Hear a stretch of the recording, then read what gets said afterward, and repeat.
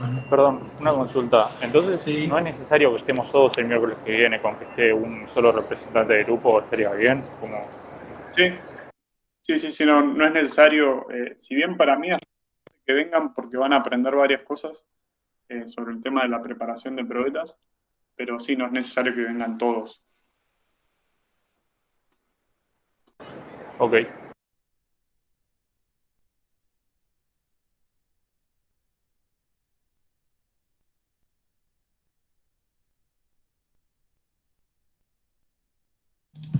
Bueno, ahí están viendo, ¿no?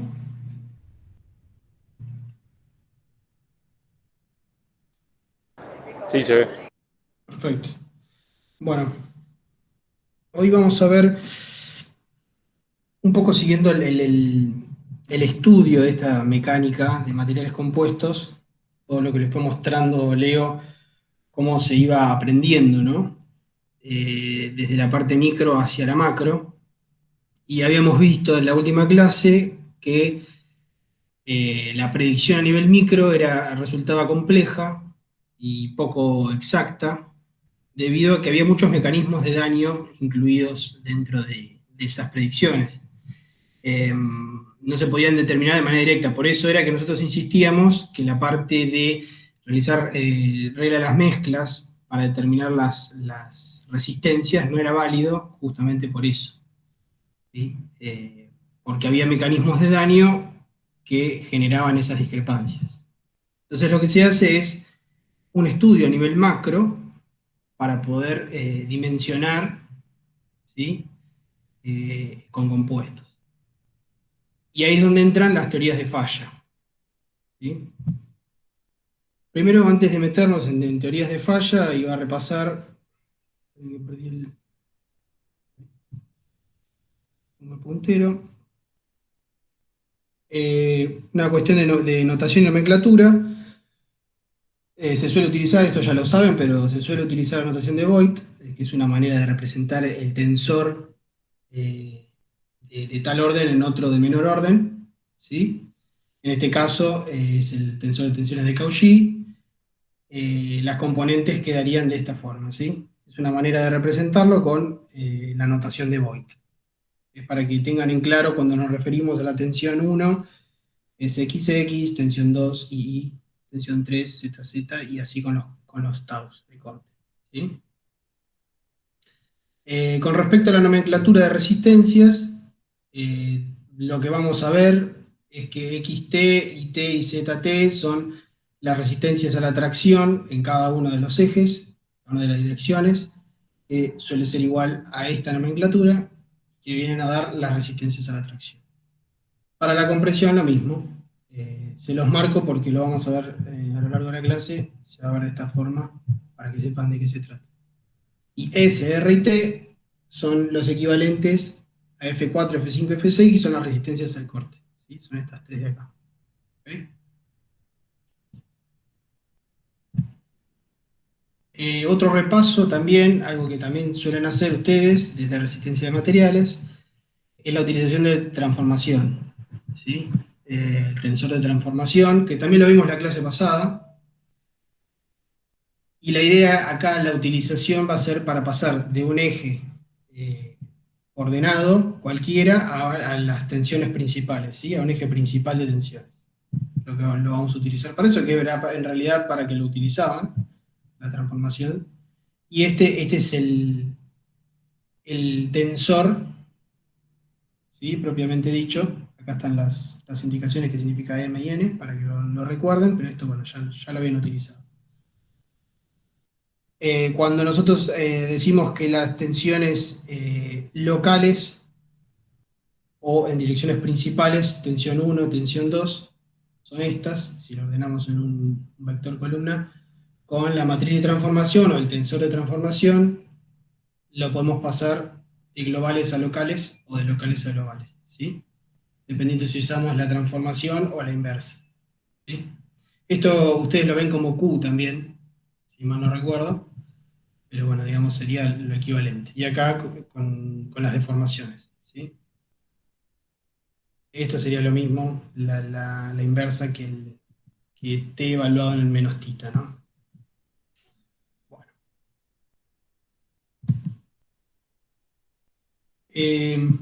Parámetros de resistencia. Bueno, si nosotros nos referimos a un estado de tensión planar, o un plane stress, que también vieron, lo que podemos ver que existen parámetros, que son los que les estuve nombrando anteriormente, en donde están los parámetros resistencias longitudinales en la dirección 1,1, a la compresión, este es F1T, ese T no se ve ahí, pero hay un T. Vamos a...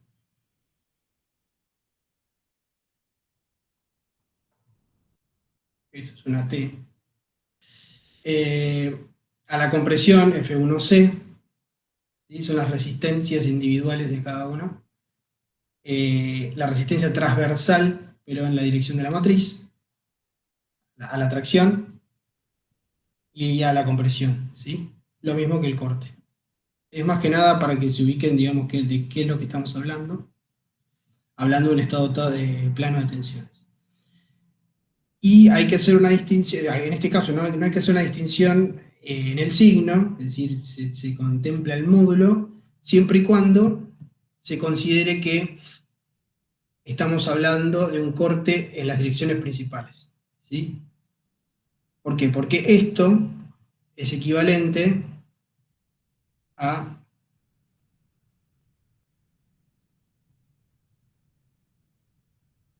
esto.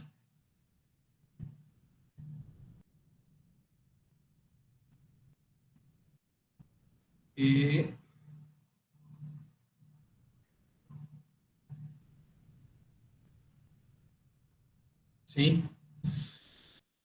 Entonces, en este caso, la compresión y la tracción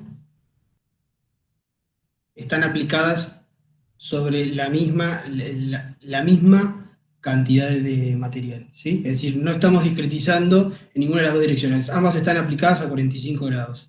¿Sí? ¿Se entiende que esto es equivalente a esto? Sí, ¿no?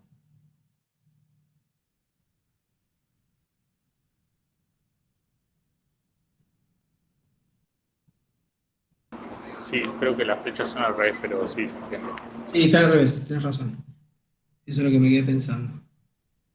Pero bueno, digamos, esto sería en el otro sentido y esta en el otro sentido. Pero digamos, esto es equivalente. Entonces, la compresión y la tracción, en este caso, están dominadas por la misma cantidad de constituyentes, ¿sí? Están a 45 las dos. En cambio, si nosotros aplicamos un corte y no en las direcciones principales, ¿sí? Un corte con una lámina a 45 grados,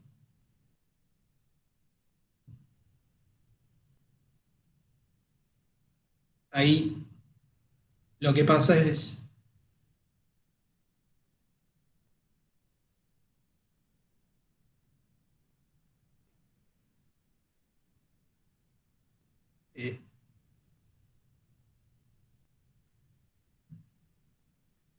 acá lo que podemos ver es que hay compresión en la fibra y tracción en la matriz, ¿sí? No es lo mismo, ¿ok? Entonces, digamos, eso es lo que yo quiero mostrar con respecto al signo, que no hay distinción de signo, siempre y cuando se aplique un corte, como está indicado acá.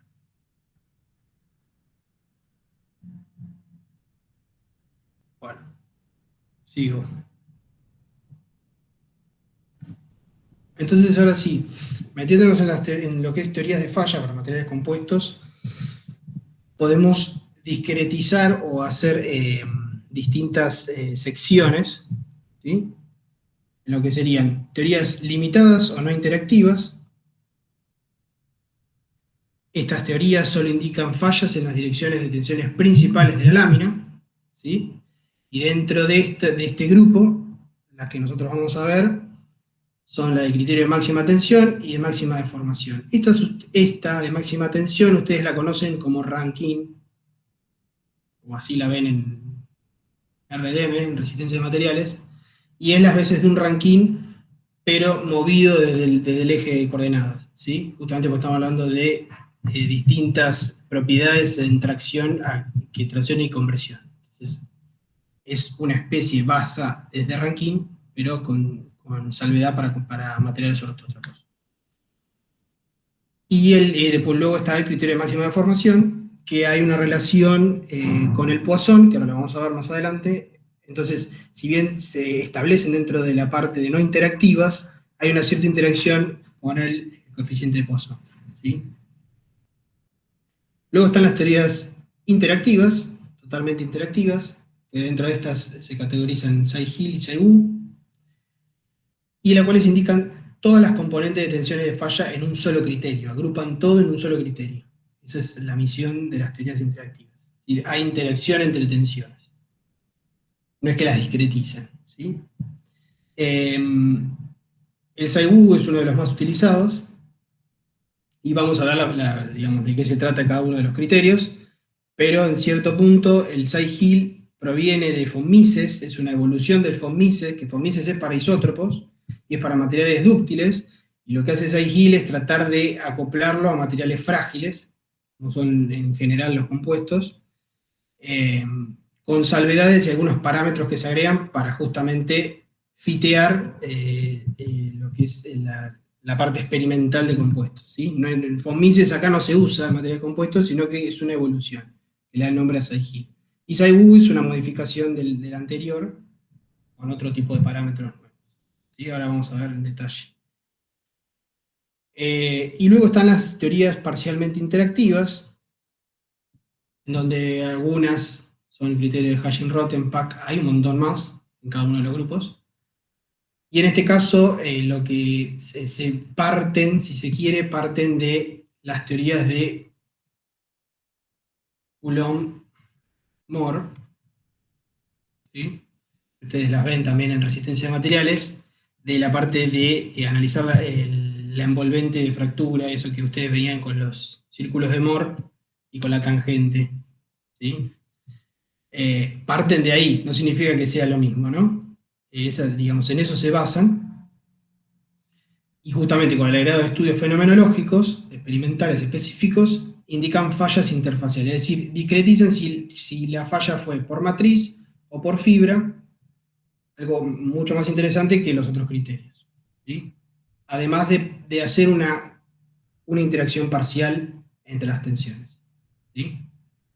Son más complicados de evaluar a nivel postproceso en elementos finitos, pero bueno, digamos, ese es un poco el precio que hay que pagar.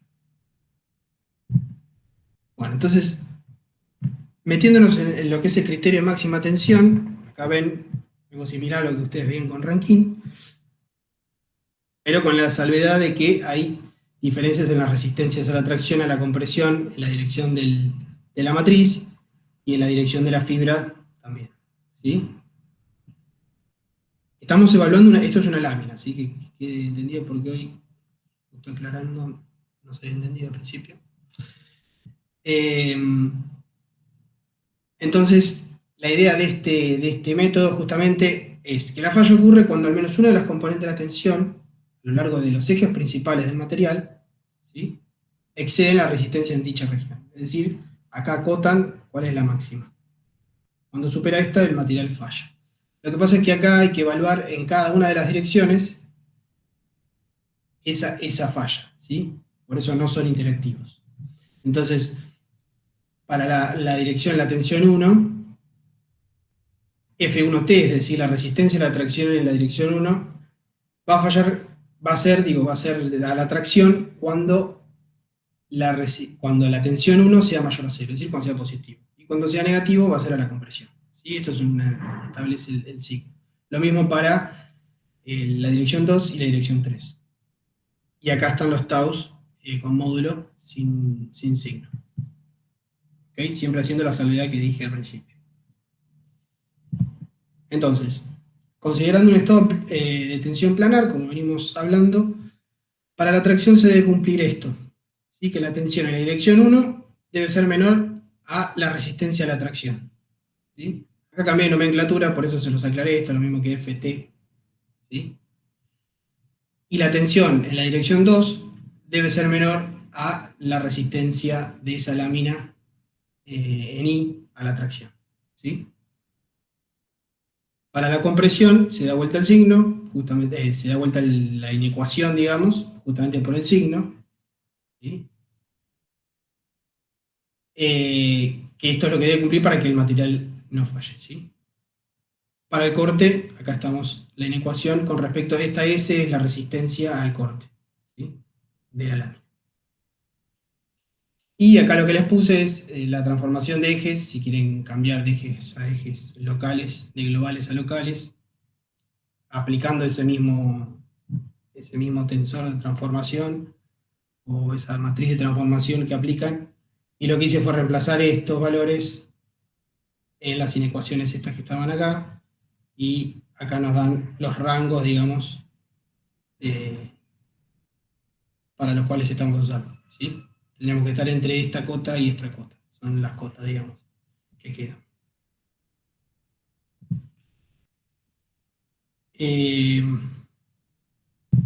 Bueno, y acá lo que es un plot, digamos, evaluando cada una de las resistencias en la dirección X, ¿sí? En función de los ángulos de rotación que estemos analizando. Entonces lo que podemos ver que se va evaluando por partes, ¿sí? A medida que nosotros vamos desde ángulos próximos a cero, la falla es debido a la fibra, porque es la primera que vamos a encontrar como falla, ¿sí? Si evaluamos los eh, distintos envelopes que tenemos que evaluar, ¿sí? Los distintos rectángulos, vamos a ver que la falla principal, la primera que aparece, es la por fibra. A medida que vamos rotando, vamos viendo que hay un sector que falla por corte, ¿sí? Y a medida que nos vamos acercando a la parte de la matriz, es decir, la parte dominante de la matriz, o a 90 grados, vamos a ver que la falla, lo primero que ocurre va a ser eh, el transversal, ¿sí? Tracción transversal. Lo mismo esto es para la tracción, para arriba, para la compresión es para abajo, ¿sí? Y esto sería como digamos, un envolvente aplicando varias veces el criterio, ¿sí? Esa es la gran desventaja, que no es que, o sea, nosotros tenemos que aplicar varias veces el criterio. Estas curvas están hechas con estas propiedades, están acá, es como para que la tengan, que es fibra de vidrio epoxi, ¿sí? Uniglass con epoxi. Hasta acá, ¿cómo venimos?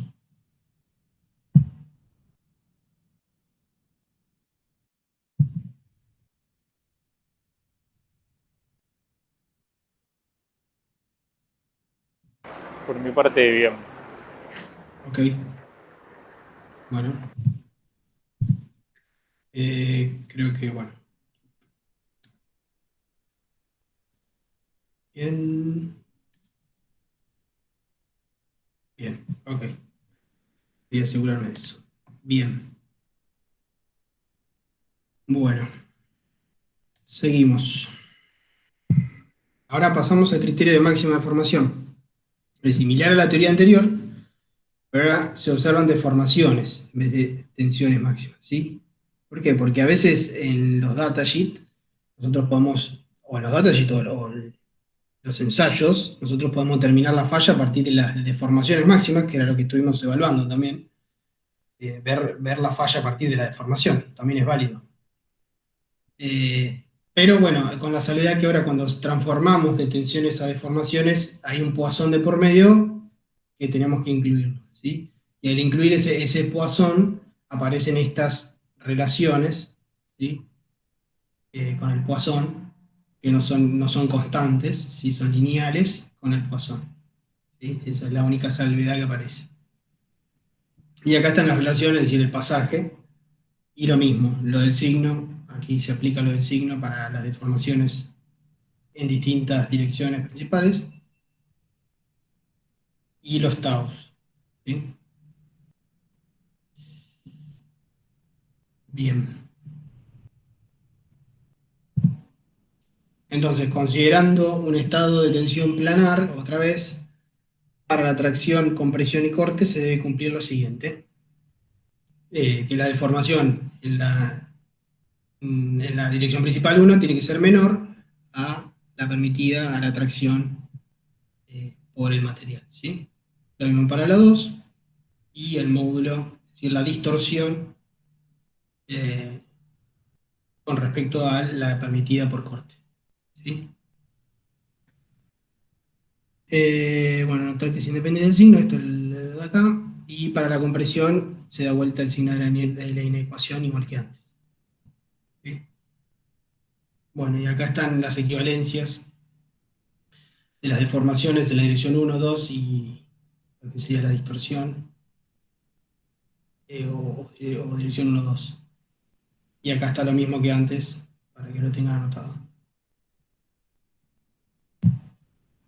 Entonces, reemplazando lo anterior, esto con esto, nos queda esto que está acá, ¿sí? Parece que acá entra el G y acá entra el E, ¿sí? Módulo de Young y módulo de corte. Eh, y sabiendo estas relaciones, ¿sí? Obtenemos las inecuaciones para o decir, las cotas para este criterio. ¿Sí?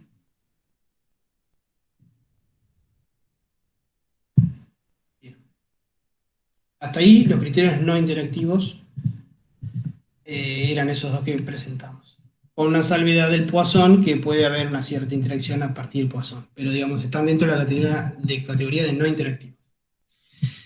Ahora pasamos a los totalmente interactivos, que vendría a ser el criterio de Say-Hill, uno de los primeros que les dije, donde está encapsulado von Mises, ¿sí? Si ustedes ven, está encapsulado von Mises,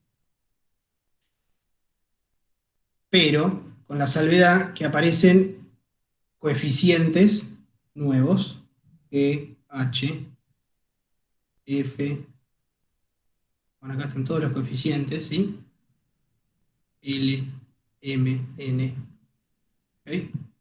Pero ya, digamos, ustedes saben que la falla se da cuando supere el 1, ¿sí? Cuando toda esta ecuación de acá, ¿sí? Supere el 1.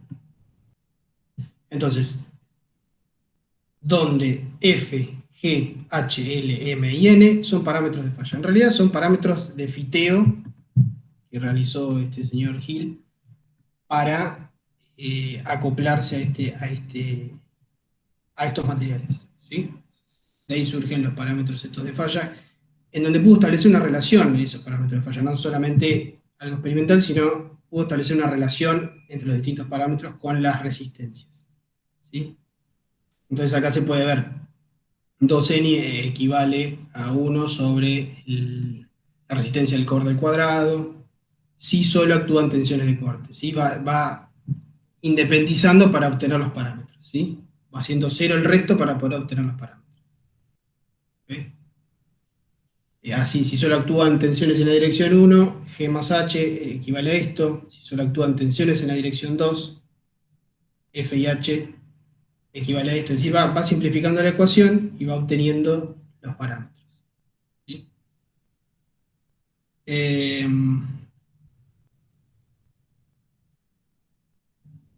Digamos que esto no es directamente von Mises, porque von Mises está relacionado con la distorsión, cuando se habla de von Mises, y en este caso no se puede hacer esa presunción, justamente porque en este tipo de materiales anisótropos no se puede separar el tensor desviador del hidrostático.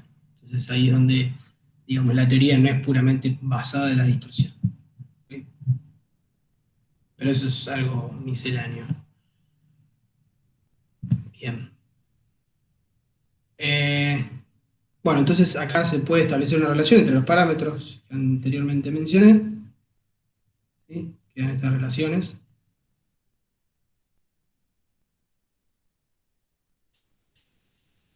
Y ahora considerando un estado planar de tensiones Z igual a I, ¿sí? El criterio quedaría de esta forma más acotado. ¿Sí? Un estado planar de tensiones y que Z sea igual a I. ¿Sí? El criterio quedaría de esta forma.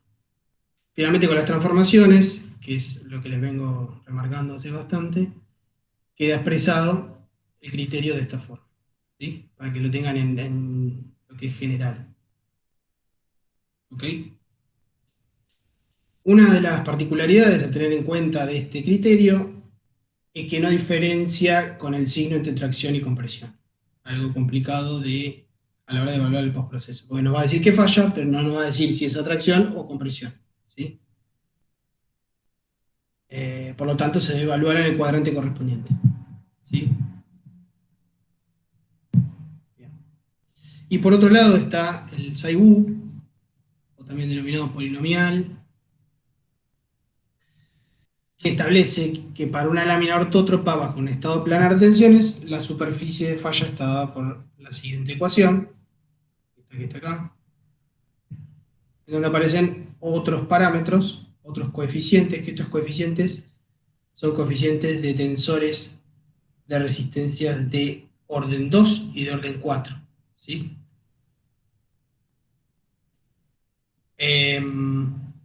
Acá está, FI y FIJ son tensores de resistencia de segundo y cuarto orden. ¿Sí? Lo que permite este método justamente es la predicción de resistencias con la ausencia de datos experimentales. Es decir, nosotros podemos tener ciertos datos experimentales a partir de ensayos de tracción, compresión, en las distintas direcciones, y podemos determinar el resto de la envolvente a partir de los coeficientes. ¿Sí? Pues son coeficientes de tensores como que abarcan los tensores dentro de toda la envolvente. ¿Sí? Eso es lo que quiere decir. Un ejemplo, entonces considerando un estado tensional uniaxial en la dirección 1, para la tracción se debe cumplir esto, ¿sí? Para la compresión esto. Es una forma de estar despejando los coeficientes estos. ¿Sí? Resolviendo ambas ecuaciones, ¿sí? Se puede obtener F1 igual a esto que está acá, ¿sí? 1 sobre la resistencia de la tracción más 1 sobre la resistencia de la compresión, y F11 como esto que está acá. ¿Sí? Similar para la dirección 2. En este caso hicimos la dirección 1, podemos hacer lo mismo para la dirección 2. Y ahí se obtienen los coeficientes estos. ¿Sí? Entonces ven que están en función de la resistencia a la tracción y a la compresión. ¿Ven? Y esta teoría de falla permite la diferenciación entre tracción y compresión. ¿Ven? Hay un signo que permite esa diferenciación.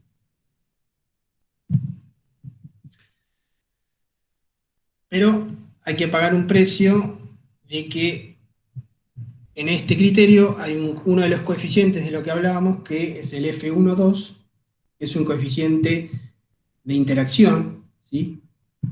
Y que resulta complejo de determinar experimentalmente. Para determinarlo experimentalmente hay que plantear un estado biaxial de tensiones, como dice acá, ¿sí? Para poder obtener este parámetro. Eso experimentalmente es costoso, pero hay ecuaciones que lo aproximan, ¿sí? No es que no lo podemos obtener, sino que hay ecuaciones que lo aproximan. Lo ideal sería obtenerlo experimentalmente para obtener el valor exacto. Y acá pueden ver los distintos parámetros F12 que se prueban, ¿sí? Cómo van variando las curvas. ¿Sí? ¿Sí? Acá no se llega a ver por acá. Es decir, el problema de este F12 más que nada lo dan los cuadrantes, es decir, nosotros tenemos estos cuadrantes, ¿no? Entonces tenemos esta envolvente de falla. En este cuadrante no va a haber grandes problemas, en el tracción-tracción, ¿sí? En el tracción-tracción no va a haber grandes problemas. En el compresión-compresión empiezan a haber algunas discrepancias, pero las mayores discrepancias ocurren en este cuadrante y en este cuadrante. ¿Sí? Entonces, ahí es donde juega un papel importante el F12, la manera de determinarlo. Que es donde más peso tiene, es el sector del envolvente donde más peso tiene el coeficiente de interacciones.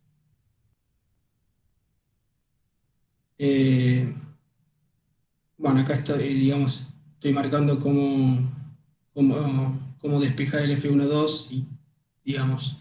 Lo complicado experimentalmente es que hay que generar un estado de tensión biaxial para terminar de determinarlo, ¿sí? Eh, Más sumado al resto de las resistencias que nosotros obtuvimos para cada una de las tensiones principales. Y bueno, como les dije, existen formas empíricas de aproximarlo, ¿sí? Como verán, hay otros criterios. Hashing-Rotem, que es el que habíamos visto, que tiene distinción de modos de falla, si es por fibra o por matriz. El criterio de PAC también hace distinción, y hay un montón más. Eh, Acá ven, digamos, lo que es la comparación entre los distintos criterios, son las envolventes de cada uno de los criterios, y tienen la distinción de cada uno. Hoffman era otro también interactivo, que no les nombré, el de máxima tensión y demás. Acá ven los puntos experimentales, ¿sí? Y las distintas comparaciones. Este es en el, sí, tensión 2, tensión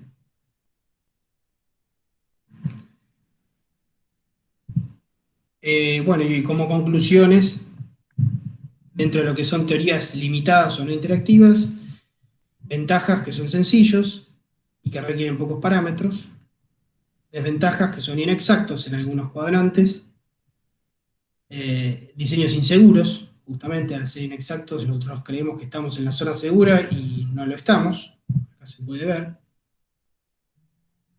¿sí? Acá predeciríamos que estamos en zona segura y según el criterio de Saibu, el rojo, ya a este punto, digamos, presenta una falla. Ese es uno de los problemas que tiene. Y son de difícil visualización en FEM, justamente porque hay que evaluarlos por separado, ¿sí? Teorías interactivas, bueno, las teorías interactivas, la ventaja es que es un único valor de falla, ideal para FEM, justamente nos entrega un solo valor, como ustedes ven en postproceso, que el valor que nos da FEM por defecto es FOMISES, entonces es ideal para FEM, resulta conservativo, teniendo en cuenta esas implicancias en esos cuadrantes complicados. Y la desventaja es que existe una interactividad forzada, que lo que hace es penalizar modos de falla, a cierto punto, ¿sí? Es decir, podríamos estar en zona segura igualmente pasándonos de ese criterio.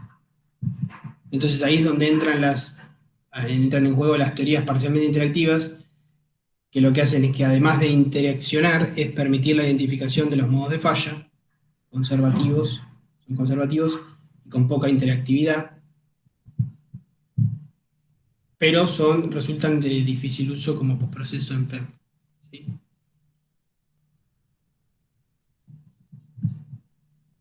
Bien. Esto no termina acá, hay muchas teorías de falla, salen teorías de falla todo el tiempo, nuevas, con pequeñas modificaciones y se publican nuevas teorías. Hay un libro, digamos, de publicaciones, un mundial de publicaciones de teorías de falla, 12 años de duración, 19 teorías, 14 problemas. Fíjense el contraste entre la teoría y la parte experimental, rango de un 200 a un 300%, o sea que no hay ninguna teoría que prediga el 100% o digamos, de manera perfecta, prediga la falla en todos los cuadrantes, en todas las estados atencionales. Pero las mejores teorías o las más utilizadas son Saibu, PAC y estas que están acá, ¿sí?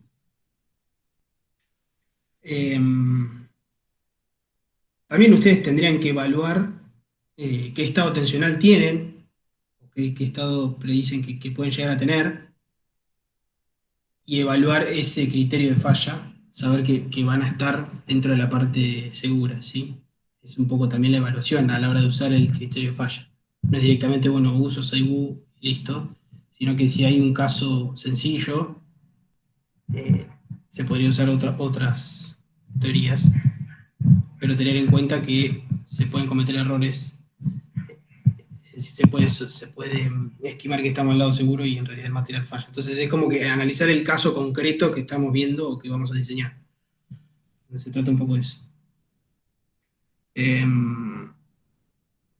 Bueno, en el libro hay un ranking para justamente la evaluación, esto, y se puede mejorar el diseño haciendo experimentos puntuales, para justamente como ad hoc.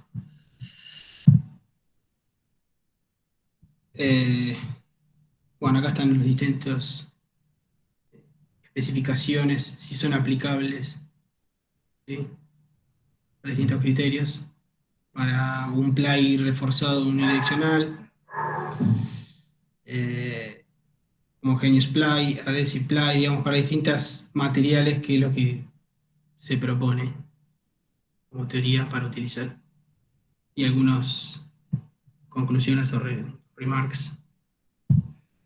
Estas son las tablas donde está el ranking de las teorías. Esto, si lo quieren ver más en detalle, lo pueden ver acá, en ese mismo libro que yo les dije. Acá están todas las teorías, acá arriba. ¿Sí? Y está el rankeado, digamos, de cuál conviene o no. Bueno, estos son ejercicios que estaría bueno que los hagan, ¿sí? Es aplicar esas teorías. Esto lo pueden hacer en MATLAB, en Excel, justamente para determinar la falla usando resistencia máxima, ¿sí? Que es el criterio más sencillo. Para un laminado 5 láminas de acero, 90, ¿sí? Y otro, todo unidireccional, 5 láminas. ¿Ok?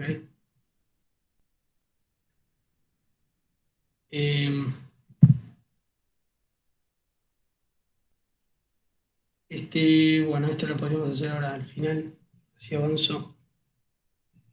Pero digamos, acá lo que vamos a hacer es comparar los criterios de falla, resistencia máxima y deformación máxima para estos siguientes laminados. Esto lo que tiene que es un laminado 0,5 simétrico y 5 láminas 90 simétrico y más o menos 45 simétrico. Este es un cuasi isótropo 0 más o menos 45 90 simétrico. Ahora lo vemos más adelante. Bueno, hasta acá.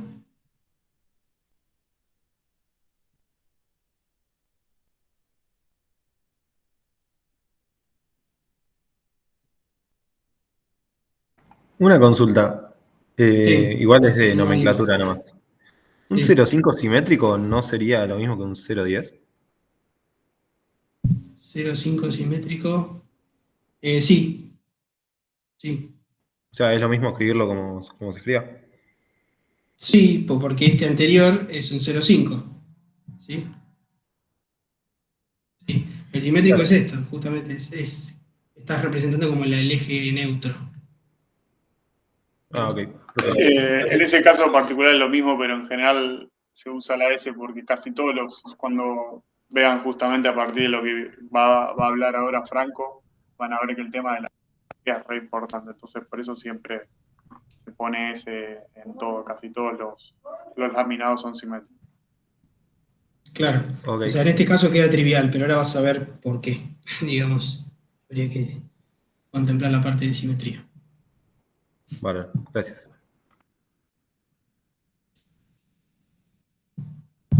Bien, ok.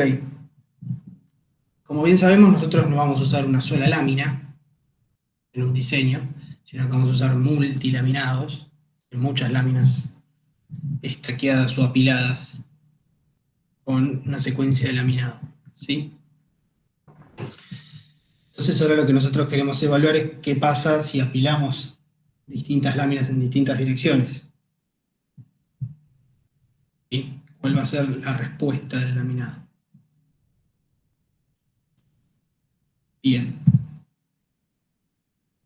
Entonces, ahí es donde entra la CLPT, o Classic Laminate Plate Theory, que es basada en la teoría de placas que ustedes ya vieron, extrapolada a varias placas. Varias placas con qué salvedad, bueno, justamente tocando el constitutivo, porque cada ply de esos homogeneizado representa un material con un constitutivo determinado. ¿Sí? Un ply a 90 grados tiene tal constitutivo, un ply a menos 45 tiene otro constitutivo. Entonces, la idea básica es esa, es apilar y hacer teoría de placas extrapolado para varias placas. ¿Sí? Es lo que ustedes vieron con teoría de placas en resistencia de materiales, extrapolado.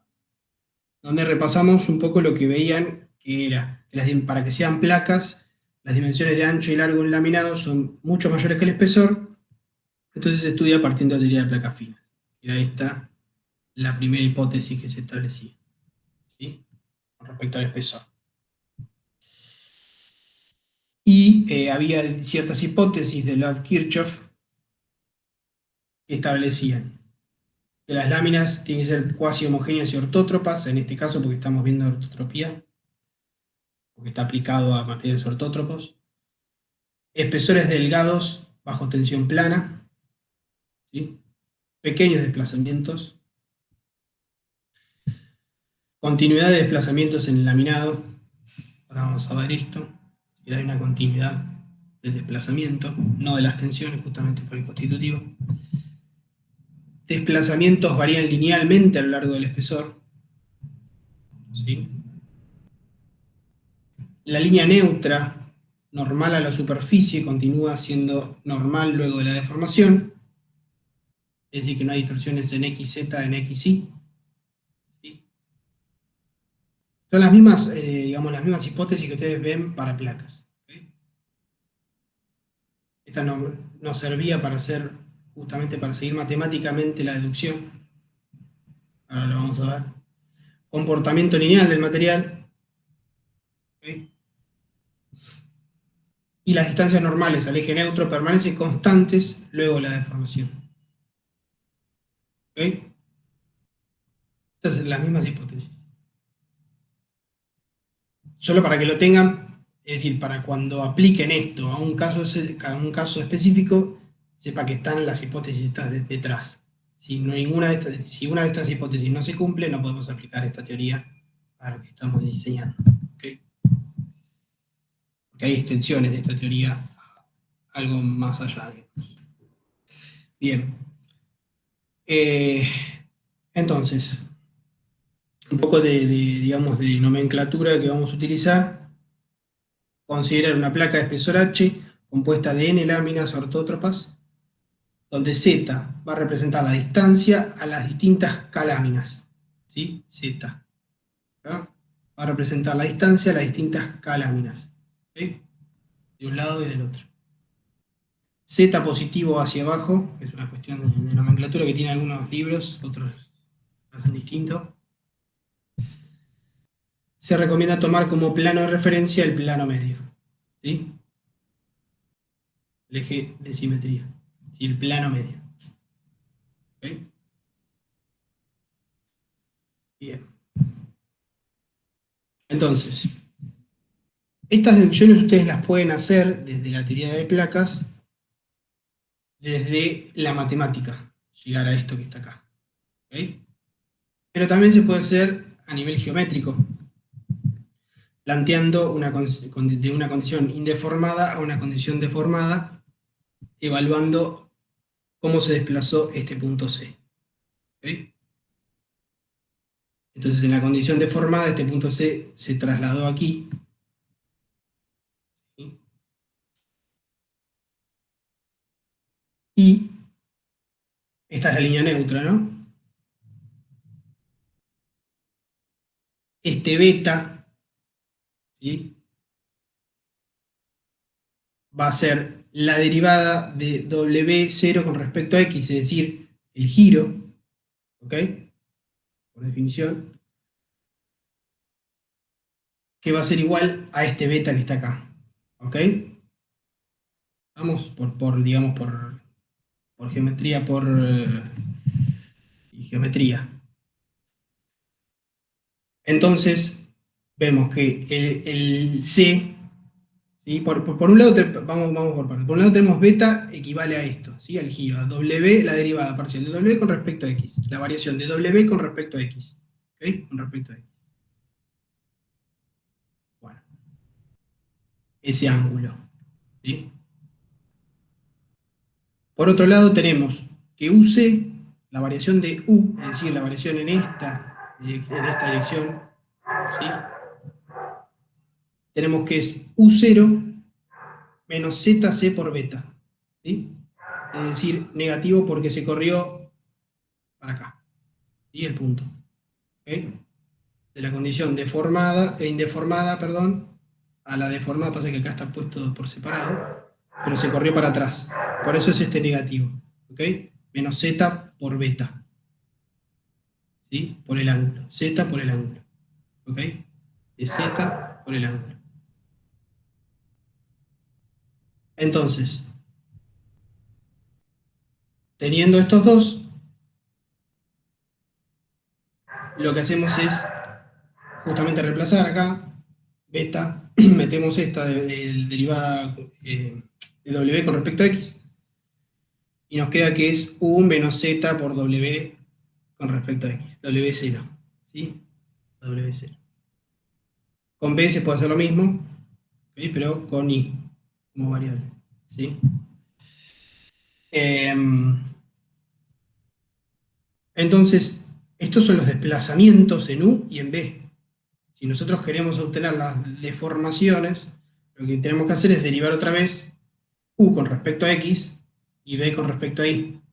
Entonces ahí nos queda, derivando esto que está acá, nos queda esto que está acá. ¿Okay? Derivada de B es 0 con respecto a Y, menos Z por la derivada cuadrado, la derivada segunda de Z, Z dos veces. ¿Ok? Bien. Con respecto a las distorsiones, sabemos que la distorsión es la derivada de U con respecto a Y más la derivada de B con respecto a X. ¿Sí? Y acá queda esta expresión, ¿sí? Derivando otra vez. ¿Ok? Derivando estas expresiones que están acá. Queda esta expresión que está acá. Esto se puede llegar a partir de integrar, justamente de la parte matemática se integra y va a quedar una función de X y de Y. ¿Sí? Se integra la condición de que no hay deformación en Z, porque eso es lo que establecía la teoría de placas, establecía que no había deformación en Z. Entonces, a partir de eso y de que no había deformación en Z, ¿sí? Es decir, que la derivada de W con respecto a X era 0, ¿sí? Y de esta condición que está acá, ¿sí? De las distorsiones, si nosotros integramos y aplicamos ciertas hipótesis, llegamos a lo mismo. Y esto lo habían visto en resistencia a materiales, pero me parece que es más fácil verlo geométricamente, ¿no?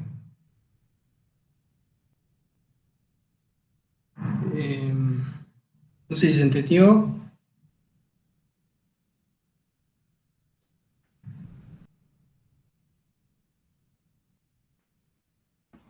Sí, por mi parte sí.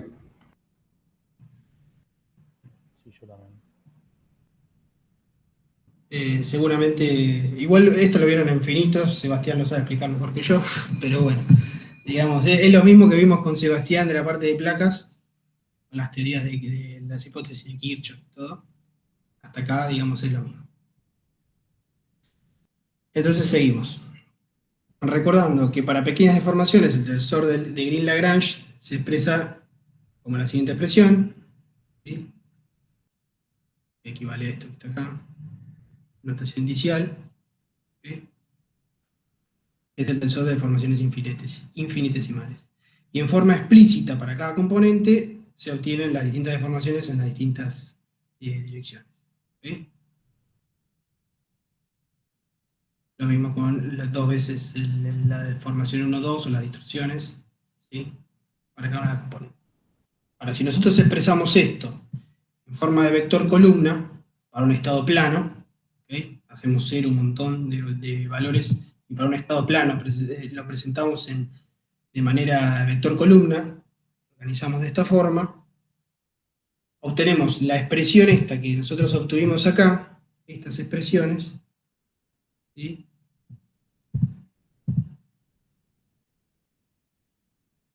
Acá, coordenadas, más el z, por acá estas derivadas segundas, con respecto a cada variable, lo que hacen es dar cuenta de que son deformaciones flexurales o curvaturas.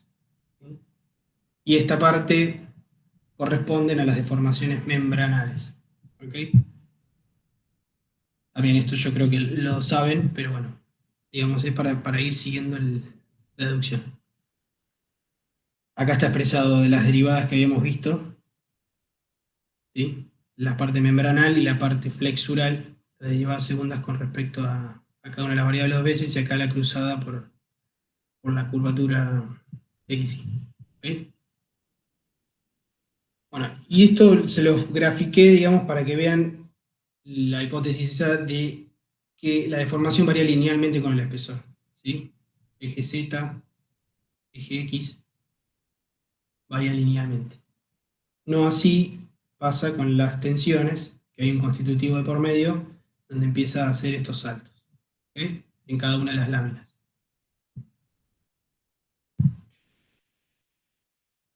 Y ahí nos metemos un poco en lo que es las relaciones constitutivas. Ustedes sabían de la clase anterior que equivalía a cada uno de estos valores de la relación constitutiva, ¿sí? De la matriz de rigidez o de compliance, eso lo podían evaluar en cualquiera de las dos, ¿sí? Y qué valía cada uno de los términos. Entonces los volví a repetir. Esto es lo mismo que vimos en la diapositiva anterior, ¿sí?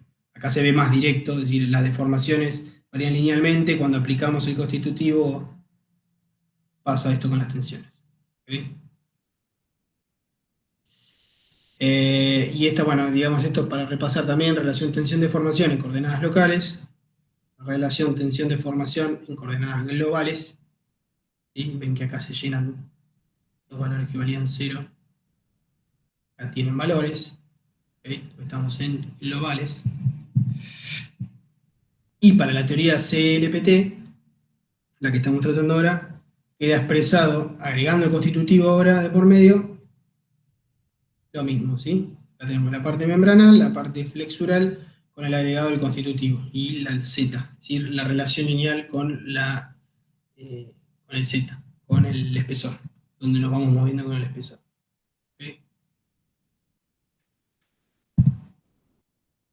Ahora bien, tenemos todo el equipo, todo el paquete armado, pero falta aplicarle cargas a esta teoría o a esto que nosotros asumimos. Y lo que se hace, bueno, justamente es aplicar cargas normales y de momento, ¿sí? Y normales, bueno, acá serían cargas de corte, ¿no? Tracciones o, digamos, cargas, fuerzas, acá momentos, ¿ok? Son cargas, fuerzas y momentos por unidad de longitud, ¿ok? Se deduce a partir de eso, de establecer cargas por unidad de longitud, ¿sí? Lo mismo con los momentos. Entonces lo que se ve acá es que para determinar las cargas nosotros tenemos las tensiones ya de la relación anterior, integramos entre menos t sobre 2 y t sobre 2 para cada una de las tensiones en x, en y y tau, ¿sí? Lo mismo con los momentos, pero en los momentos hay un z de por medio, ¿sí? Justamente porque está el momento aplicado en cada z. Entonces se integra, esto está expresado acá lo mismo, pero ordenado en columna, arriba. Lo mismo que expresé anteriormente, pero en columna. Y lo que se muestra acá es que hay, digamos, una sumatoria de cada una de las láminas, ¿sí? Y la integral desde zk-1 acá para cada una de las tensiones. ¿Sí? Esto para las fuerzas y esto para los momentos. ¿Ok? Acá está la referencia, digamos, qué significa cada una de las cosas. Bien, entonces si integramos, bueno, tenemos que meter el constitutivo de por medio, ¿sí? Recordando que la matriz de rigidez es constante para cada lámina, no entra dentro de la integral, la sacamos, ¿sí? Nos queda que tenemos que integrar estas deformaciones membranales y flexurales, ¿sí? Lo mismo para los momentos, ¿sí? Y vemos que estas deformaciones, ¿sí? Estas membranales y estas flexurales, no dependen de Z.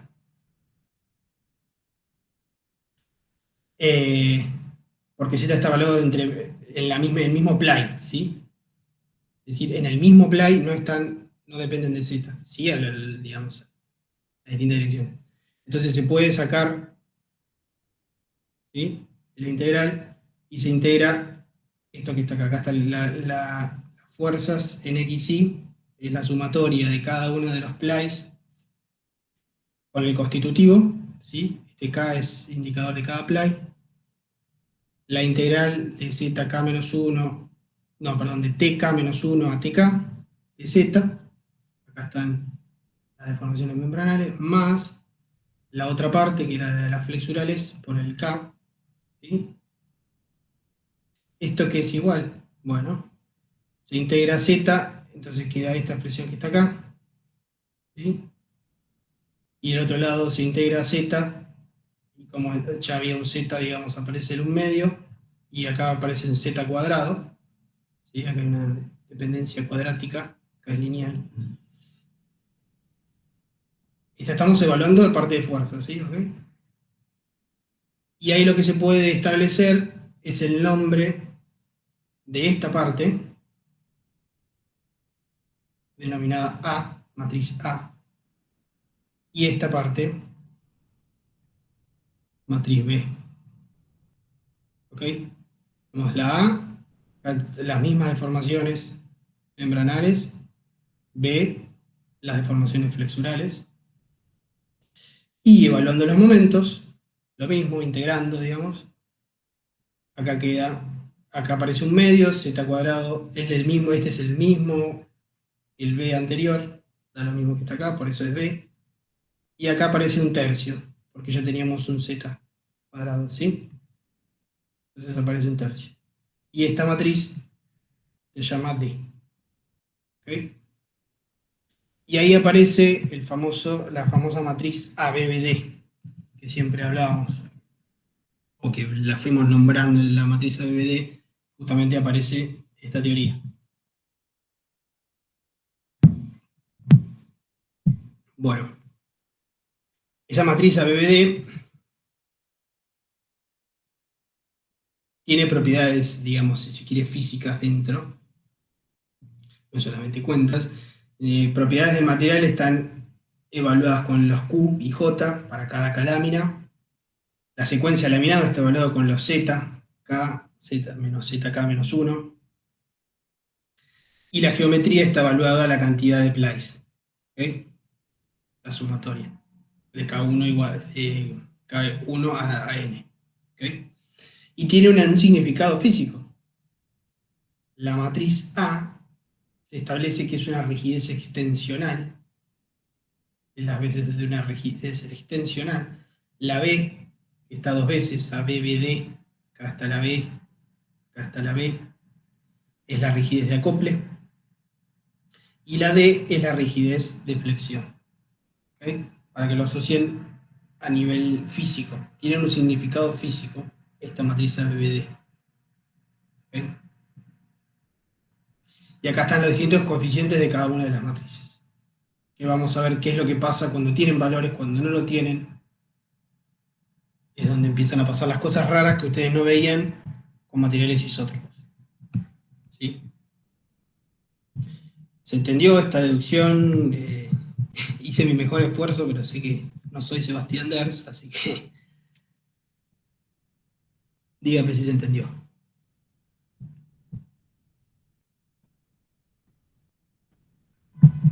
Sí, por mi parte sí. Ok. Bueno. Entonces,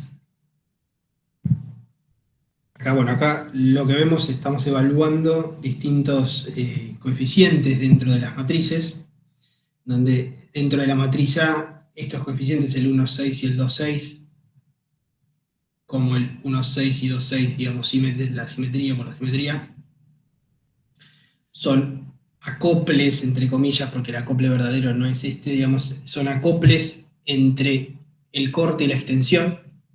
Es decir, si hay valores ahí y yo solicito uno de los plays a tracción, me van a aparecer cortes, ¿sí? O deformaciones membranales, van a aparecer distorsiones, ¿sí? Si lo quieren ver así.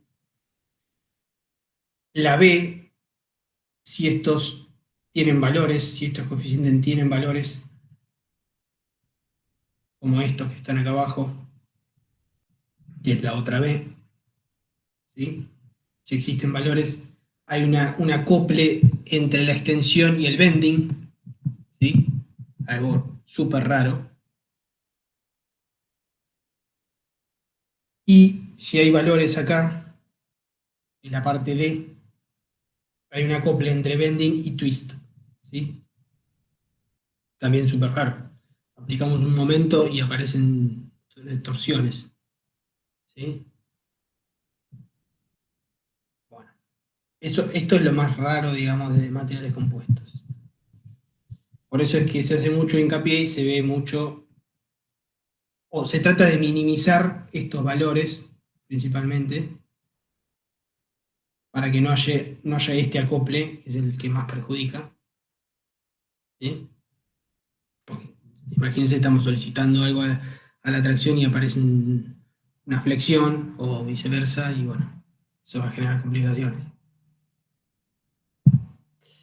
Bueno, y acá evaluando caso por caso, discretizando cada una de las matrices, ¿sí? La matriz A, qué es lo que pasa, tracciono y me aparece esta distorsión. ¿Okay? Esto no pasa cuando hago 1,6 a 6,1, bueno, lo que vimos recién vale 0, no existe acople entre fuerzas normales y deformaciones de corte, ni entre fuerzas de corte y deformaciones normales.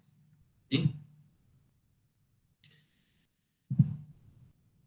Esta es la parte de acople, es decir, cuando estos B tienen valores pasa esto, yo tracciono y aparece una flexión. Cuando no pasa esto, cuando B vale 0 o lo más próximo a 0, se tiende a hacer que sea lo más próximo a 0, la verdad es que en muy pocos casos esto es 0. Por eso hay que trabajar desde el punto de vista de la secuencia de laminado, ¿sí? Que es lo que nosotros estamos ubicando. Ahí tiene sentido esa simetría y demás.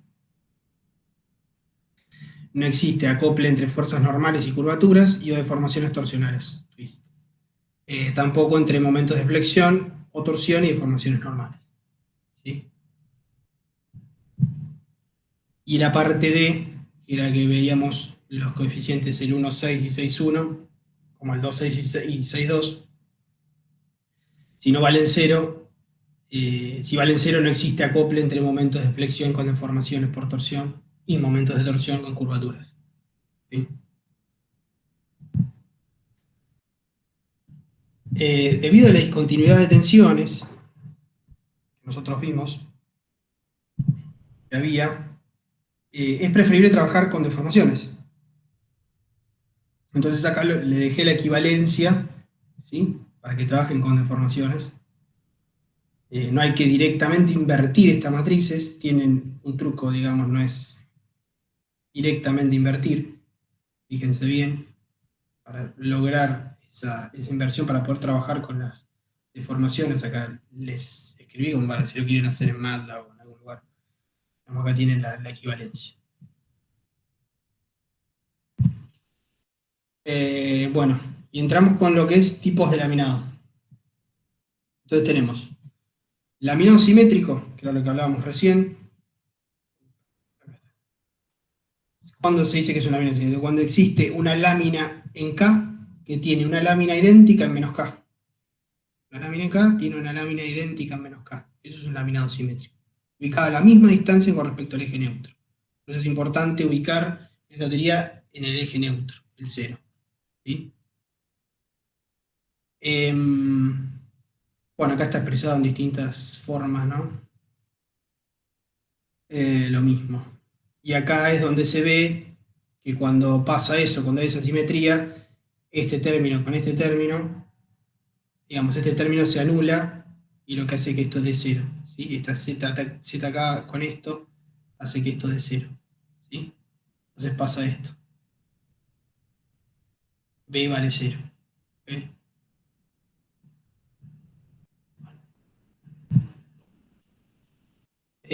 Laminado de láminas isótropas. Incluso si no son del mismo material, dos láminas ubicadas simétricamente resultarán en las siguientes componentes de rigidez. ¿Sí? ¿Qué es lo que pasa? Esto va a valer 0 y esto va a valer 0. ¿Okay? Son láminas isótropas, ¿sí? Incluso si no son del mismo material. Eso es lo que se trata de buscar. Pero acá ya la B, ojo con la B. Bien. Laminado de láminas especialmente ortótropas, que es lo mismo que un crossply. Crossply lo vimos allá en la práctica. Un crossply simétrico, ¿sí? Considerando una lámina orientada con su eje principal según la dirección X. ¿Sí? ¿Sí? Crossply simétrico. ¿Ahí qué va a pasar? Bueno, los términos de B y J van a valer 0. Estos términos de A van a valer 0.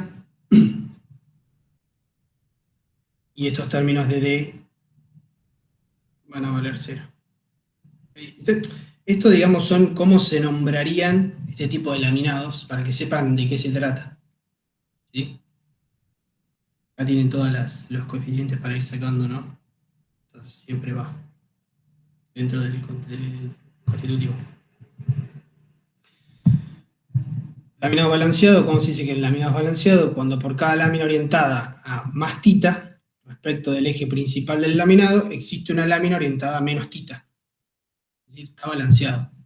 Tengo una más 45 y el otro lado tengo una menos 45. Estoy balanceando el laminado. Y acá, digamos, las expresiones de lo que equivale, ¿no? Está expresado de lo mismo, pero de forma inicial, si se quiere.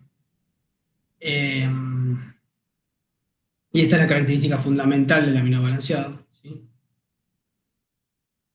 Y es lo que nos va a dar es los términos 0. Esto obviamente no se lo van a aprender en memoria, porque son un montón de nomenclaturas y formas y cosas, pero es para que justamente tengan una base de datos para saber de qué se trata, ¿sí? Y acá está la equivalencia, acá está la nomenclatura que habíamos visto al principio, cuando es simétrico, cuando es antisimétrico y cuando es asimétrico, ¿sí?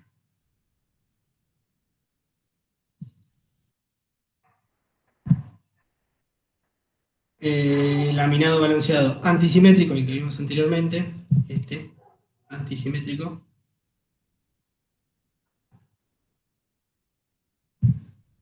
Por cada lámina orientada a más tita respecto al eje principal del laminado existe una lámina orientada a menos tita, ¿sí?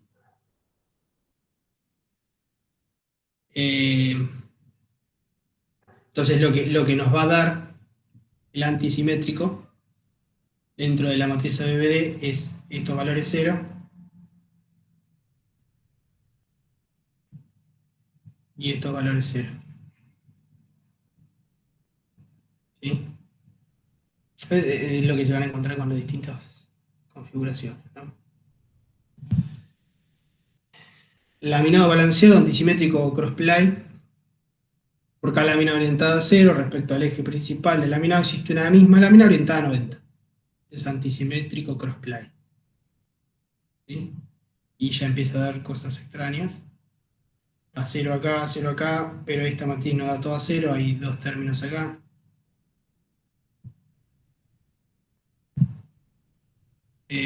Angle ply, es decir, con ángulo antisimétrico.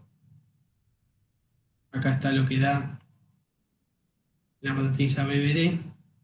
estos términos pasaron para otro lado, con el angle ply, y acá estaban acá. Y son las distintas formas que pueden evaluar, siempre evaluando la secuencia de laminado. Fíjense que el diseño parte desde ahí también, cuando ustedes van a diseñar con compuestos. Y el cuasisótropo, que es el más utilizado, en realidad es aproximarse desde lo que es las propiedades elásticas a la isotropía, ¿no? Es decir, que las propiedades elásticas son independientes de la orientación del plano, como cualquier material isótropo. Se trata de aproximar a eso, por eso es cuasisótropo.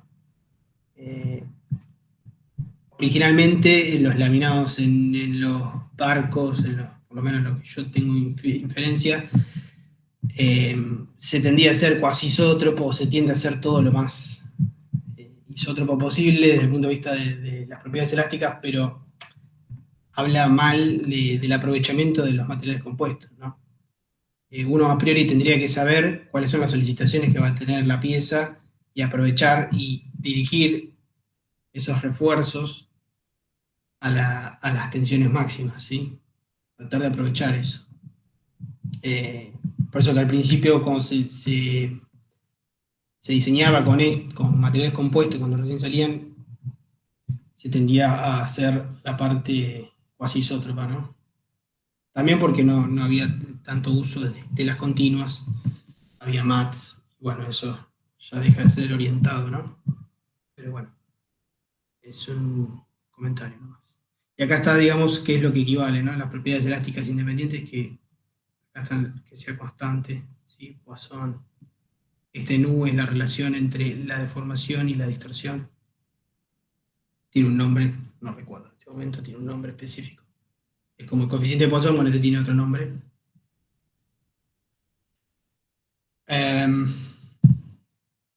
Y acá hay unos ejemplos, que ahora lo vemos.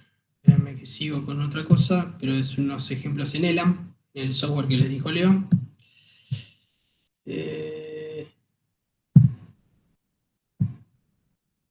Sí, ahora lo vemos. Obtener los distintos laminados que estuvimos viendo, ¿sí? En Elam es bastante fácil, digamos, de hacerlo para que les quede gráficamente a ustedes.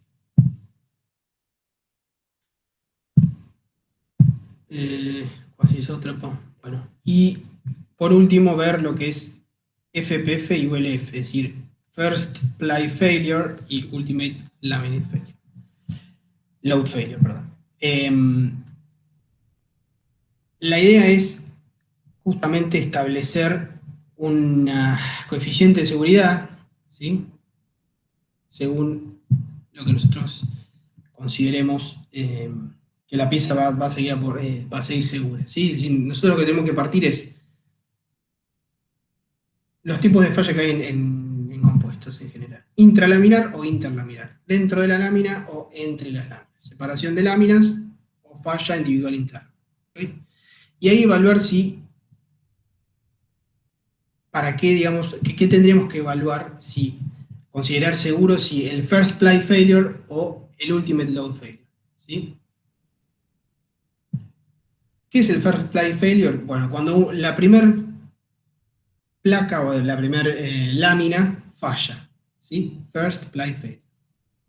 El material va a seguir portando carga, ¿okay? ¿Por qué? Se puede estimar este first ply failure, y dentro de este ensayo, estos ensayos a la flexión que se hicieron, esta extensión de formación, de unas probetas que hizo Leo, estas son las distintas probetas, ¿sí? Se ensayaron estas probetas, perdón. La ultimate load failure está asociada con la falla abrupta o con la falla progresiva, que ahora lo vamos a ver más adelante. Ahora les quiero explicar primero el first ply failure, perdón, porque era con lo que venía. El first ply failure va a dar aproximadamente por acá, ¿sí? Es decir, cuando la primera lámina falle, vamos a tener capacidad portante todavía, ¿sí? Del material. Entonces, ese sería un buen método para determinar el coeficiente de seguridad. De hecho, en las sociedad de clasificación donde yo estimo laminados para veleros o para embarcaciones menores, se usa este término, te da la opción de elegir justamente a cuál vas a dimensionar, con la falla FPF o la falla ULF, y en función de eso pone un coeficiente de seguridad mayor o menor. O sea, en definitiva, te da a elegir, pero digamos, siempre se cubren, ¿no? Entonces, por un lado, entonces podemos obtener el FPF, y por otro lado, tenemos dos formas que se pueden presentar el ULF. ¿Sí? El ULF se puede presentar de manera abrupta, entonces nosotros podemos decir, bueno, el Ultimate Load Failure vendría a representar cuando la falla sea abrupta, ¿sí? Por ejemplo, o no, porque hay materiales compuestos que luego de la falla, lo que generan es un comportamiento cerrado. Entonces, por mucho tiempo. Entonces, ahí es donde empieza un poco la determinación de cuál sería el ULF correcto, cuál sería el valor, porque acá yo puedo tomar este valor, es una cosa, puedo tomar este valor, es otra, puedo tomar el valor cuando haya falla abrupta de otra manera. Entonces, el ULF es un poco más complicado de determinar, si se quiere, que el FPF, donde está, se puede determinar de manera específica. ¿Okay? Eso es lo que quería, sin marear tanto, aclararles. Bien.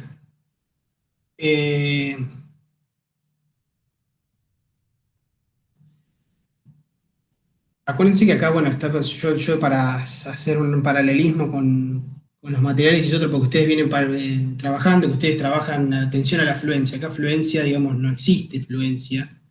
Acá hay falla catastrófica o FPF, digamos, como para contextualizar. Ustedes cuando decían, bueno, ¿cuándo falla el material? Bueno, cuando entra en fluencia, ok. Acá no. ¿Sí? Bueno, ¿qué sucede cuando se cruzan las fronteras de la resistencia máxima? Que es lo que estábamos hablando anteriormente. Bueno, rotura de una lámina catastrófica si es una lámina, obviamente, que también lo vimos en la primera parte de la cátedra. Y cuando falla el laminado, disminución del módulo elástico. ¿Sí? Todavía tenemos capacidad portante, pero disminuyó el módulo elástico. ¿Ok? Entonces, ¿cómo evaluar la rotura de una lámina? De cada lámina. Bueno, podemos evaluarlo o como contribución nula, es decir, que la lámina ya no contribuye más a la resistencia del material. Como contribución parcial, se discierne entre rotura de matriz, es decir, le damos 0 a la transversal y corte, o la fibra, 0 total. O una contribución residual. Se usan valores residuales de resistencia, es decir, modificar las constantes del material, es decir, el constitutivo del material. ¿Ok? Entonces lo que se va haciendo, es esto que está acá. Estos son los constitutivos para los distintos plies. ¿Sí? Lo que se va haciendo es achicando el envelope de falla, es decir, la envolvente de falla. Una de las formas de hacerlo, ¿no? O algo que plantea el libro. Achicar estas superficies de falla.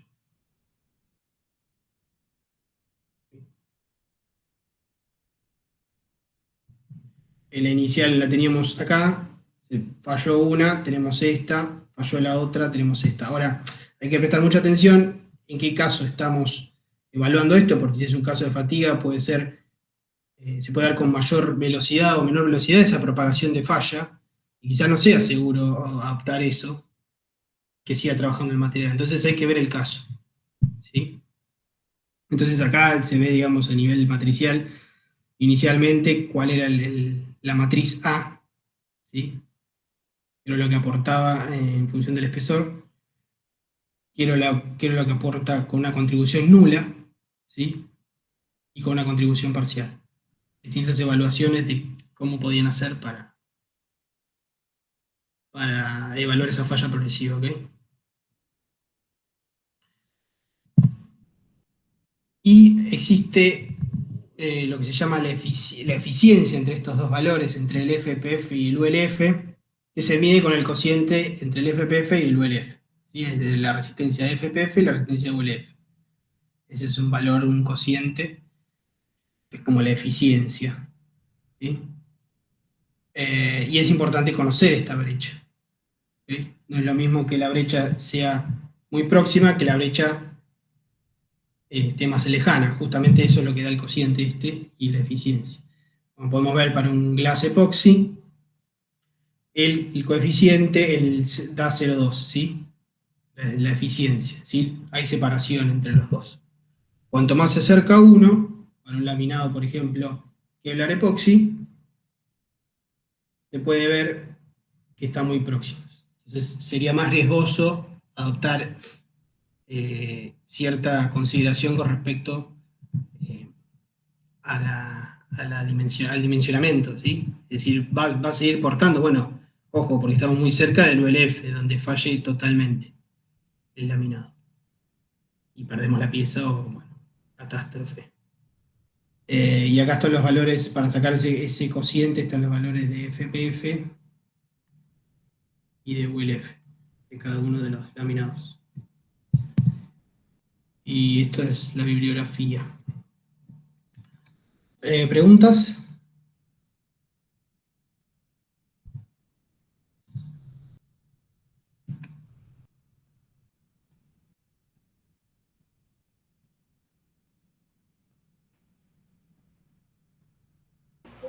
Por mi parte, no, Franco.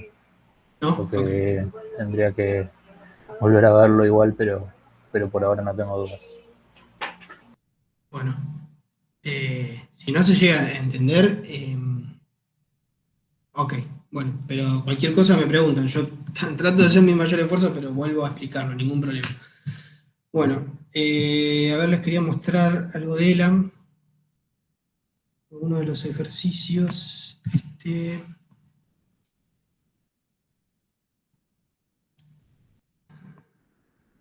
es el de ABBD.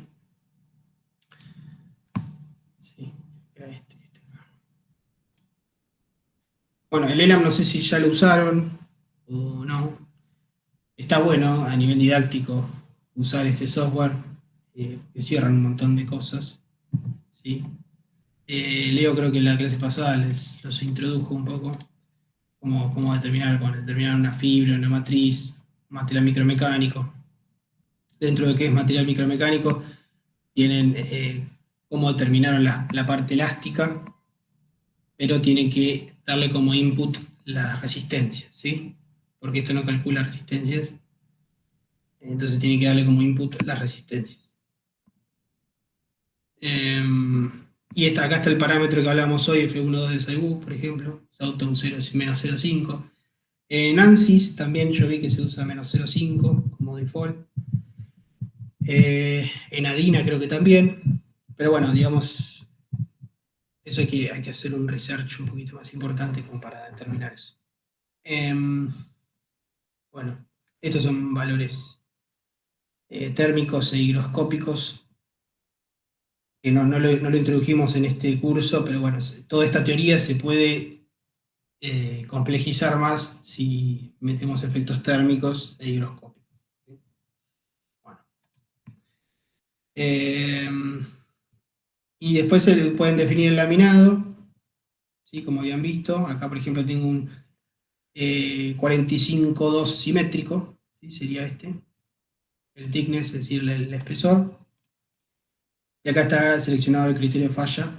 Acá yo puse PAC. ¿Sí? Bueno.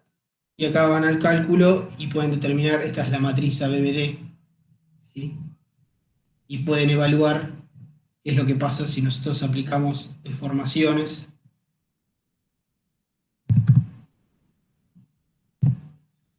en X, qué es lo que pasa.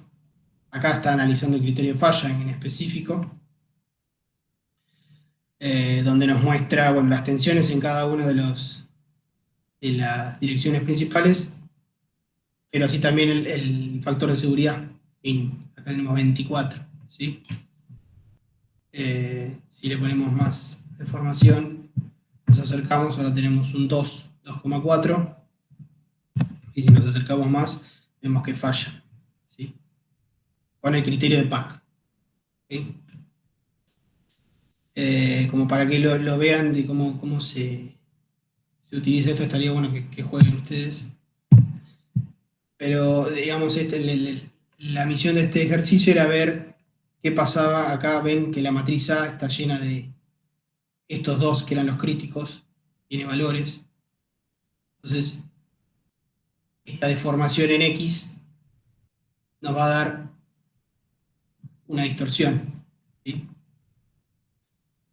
Eh, Justamente por multiplicar esta matriz, este tensor en correspondencia con tensiones de informaciones, ¿no? A ver, creo que no sé cuál es todo.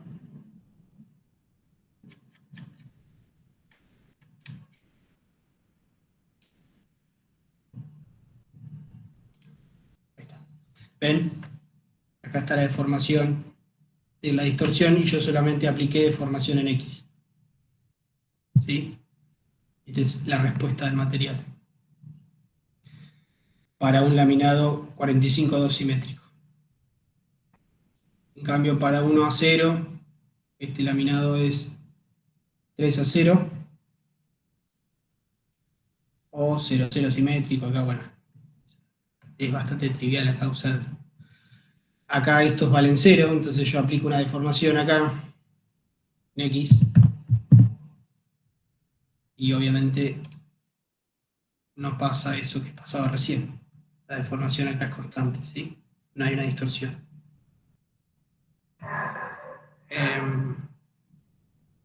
Y así pueden ir probando distintos laminados. Que por ejemplo, pueden que no sea simétrico. Acá, without middle layer.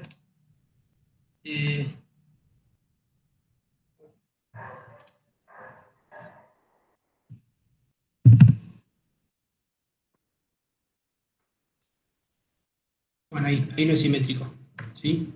Pero 45-0-60. Fíjense la matriz B como se llenó de valores, ¿sí? Todos valores hay, porque acá no hay simetría, no hay balanceo, un montón de cuestiones que nosotros habíamos nombrado, no hay nada de eso. Entonces ahora pasan cosas extrañas. Yo aplico deformaciones en X y ven las deformaciones que aparecen en todos.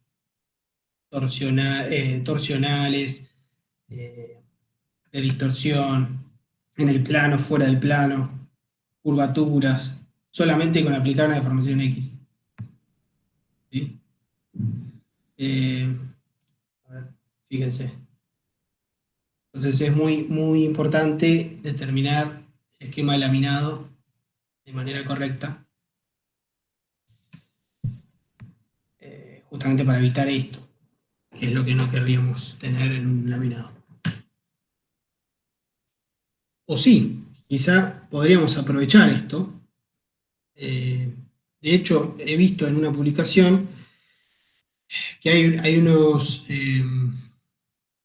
lift que se usan, unos lift foil que se usan en lo que es kitesurf o foil surf, se llama ahora, que van sustentando, es decir, en vez de ir por el agua, se sustentan y justamente por el ala que pasa por abajo, genera la misma sustentación que nosotros vemos en los aviones, la generamos abajo del agua, y aprovechan estas deformaciones para acomodar ese perfil alar y aproveche ese drag y ese lift en cualquier momento. Es decir, que sea el drag óptimo, que no haya mucho arrastre y que haya bastante lift en las situaciones que nosotros vamos maniobrando. Eso lo he visto en un paper, está bastante bueno. Y aprovechan esto. Es decir, no es que es mala palabra, sino que es saber que está, ¿no?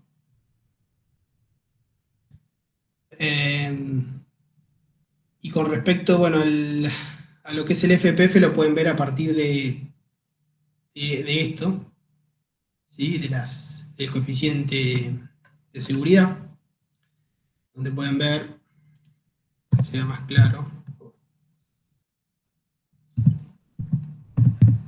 ahí ven que falló la lámina que estaba a 0, ¿sí? Y no fallaron las otras, las que está a 45 y a 60.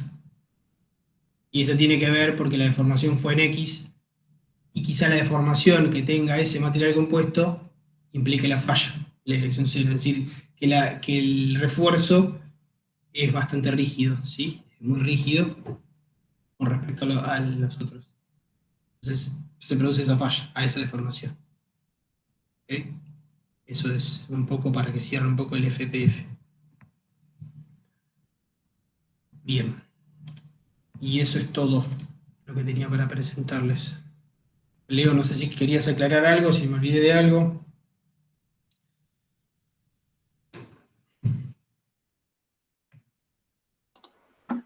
No, me parece que está bastante bien. Sería bueno ver los chicos a ver si tienen alguna consulta en especial.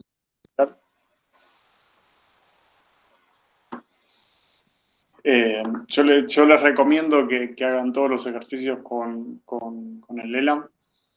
Así como en la clase pasada les dije que practiquen, nuevamente lo hagan porque es la única manera de realmente entender eso. También de desarrollar las ABBD para examinados, no solo con el ELAM, sino por lo menos alguna, más o menos 45, alguna hacerlo en forma manual, o sea, escribirlas ustedes, pues es la forma también de entender lo que está pasando ahí. Sobre todo el tema del desarrollo, digamos, de cómo se van cancelando los términos en un simétrico y de forma tal de entender por qué es lo que está pasando. Así que si ustedes lo hacen, por ejemplo, con un más menos 45, 0,90, las sumatorias son muy pequeñas, entonces lo pueden hacer rápidamente. Y realmente se consolida mucho el conocimiento cuando hacen esas cosas, así que yo les recomiendo que lo hagan. Es más, lo pueden hacer en MATLAB. Yo lo tengo programado en MATLAB. Tengo esto mismo que tiene el ELAM. Si ustedes, porque yo sé que a ustedes les resulta más sencillo, pero por lo menos ver el corazón de esto, para no estar haciendo cuentas a mano, sino que pueden hacerlo en MATLAB tranquilamente, programar esto. Pero bueno, la verdad que sí, lo que dice Leo es verdad. Cierran mucho los conceptos, me pasó a mí, lo digo como experiencia propia, cierran mucho los conceptos y practican sobre esto. Sí, totalmente, cuando hacen esas cosas. No, no está en el Eh, Word, no está ahí, pero lo puedes descargar tranquilamente. O sea, Expander Laminate Explorer, ahí te pongo, ahí aparece. A ver, les voy a poner el enlace por acá. sí, porque es gratuito, es de la TU de Dresden. Ahora ya es un soft de código abierto, es decir, si por ejemplo el día de mañana ustedes quieren desarrollar una teoría y quieren incorporarlo, la pueden incorporar.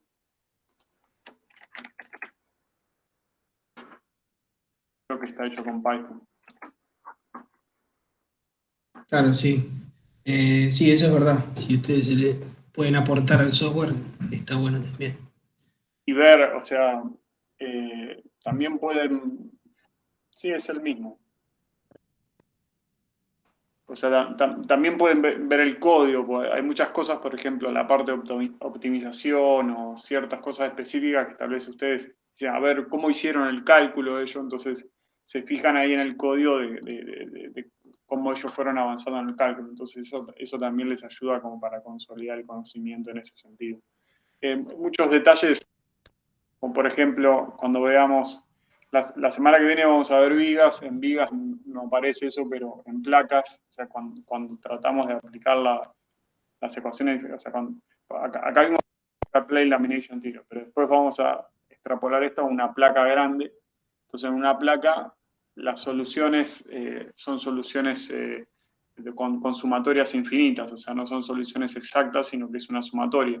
Entonces, uno para plantear una solución, por ejemplo, tomar 1, 2, 3, 4, una cantidad específica de términos. Entonces, cuando uno ve el código de cada soft, entonces uno entiende, bueno, ellos hicieron esto, hicieron lo otro. Y es también otro ejercicio muy, muy importante que te sirve para consolidar conceptos. Cuando van ya herramientas un poco más complejas, ahí ya es propietario lo que hacen. Por ejemplo, en la parte de elementos finitos hay toda una competencia muy grande en cuanto a cómo resolver estos problemas lo más eficientemente posible. Se está tratando de llegar todo a la nube para que sea todo resuelto en la nube, y cada vez las herramientas, año a año, hay una competencia mundial, se llama Check Composites, y todos los años habla sobre las diferentes innovaciones en los diferentes campos, ¿no? Y una de ellos son los soft numéricos, y lo que está justamente, lo más importante en este campo es justamente optimizar los códigos para que puedan resolver estructuras más complejas de forma más simple. O sea, sin que tengan que recurrir a una supercomputadora y demás. Yo me acuerdo ya 12 años atrás, que todavía, digamos, software había 10, 12 años atrás, o sea, había, sí, o sea, tal vez 20 años, ¿no? Pero tal vez 10, 12 años atrás había computadoras de muy buena potencia. Yo estaba en un proyecto de Ibocom en donde la parte de análisis numérico era muy difícil acoplar. En esa época no se podía acoplar lo que es las predicciones de mecánica en software de elementos finitos. Digamos, las matrices eran extremadamente difíciles y muy incompatibles. Entonces, en los últimos 10 años como que se trabajó muchísimo en esa parte. Y el día de hoy siguen habiendo muchos avances en eso. Pero es otra cosa, o sea, cómo pasar, o sea, esto que estamos viendo, lo vemos para lo que sería una parte, por ejemplo, la semana que viene vamos a ver vigas, ¿no? Entonces, simulamos una viga, las características esenciales de una viga, pero después si uno quiere saber la deformación de cada punto y demás, tenés que recurrir a elementos finitos. Entonces, cuando tratás de introducir toda esta terminología en elementos finitos, la cosa se empieza a complicar bastante en muchos aspectos. Entonces, bueno, ahí está lo que más se está desarrollando ahora en estos años.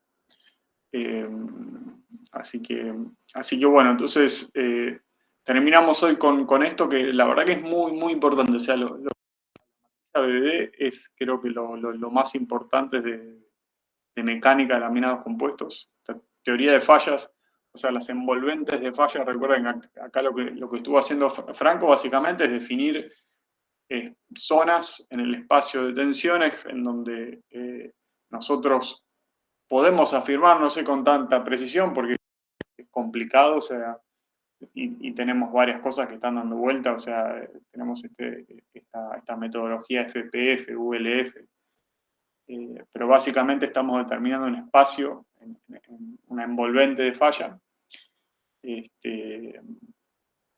en función de eso desarrollamos las teorías de falla. Lo que hicimos hasta ahora es básicamente, o sea, una placa, pero no es una placa, o sea, no usamos una teoría de placa, desarrollamos el comportamiento genérico de una placa. La Classical Plate Lamination Theory es el comportamiento general de una placa.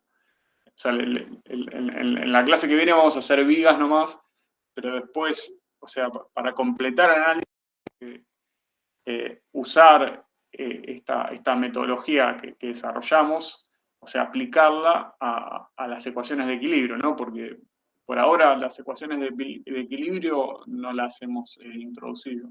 Entonces, eso es lo que las ecuaciones de equilibrio estática, no las hemos introducido. Entonces, eso es lo que vamos a hacer la semana con vigas, que es muy fácil, las ecuaciones muy fáciles.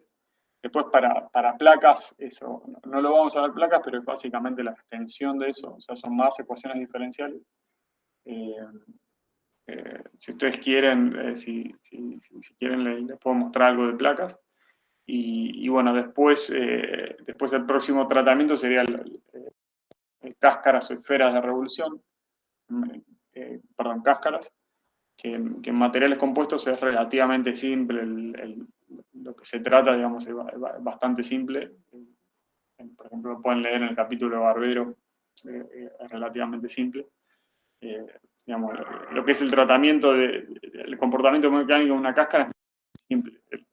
El tema es que en la realidad cuando ustedes hacen recipientes a presión, la parte de cáscara no es lo más importante, sino justamente las uniones de las cáscaras con otras, las condiciones de borde, o sea, cómo se une con otros materiales.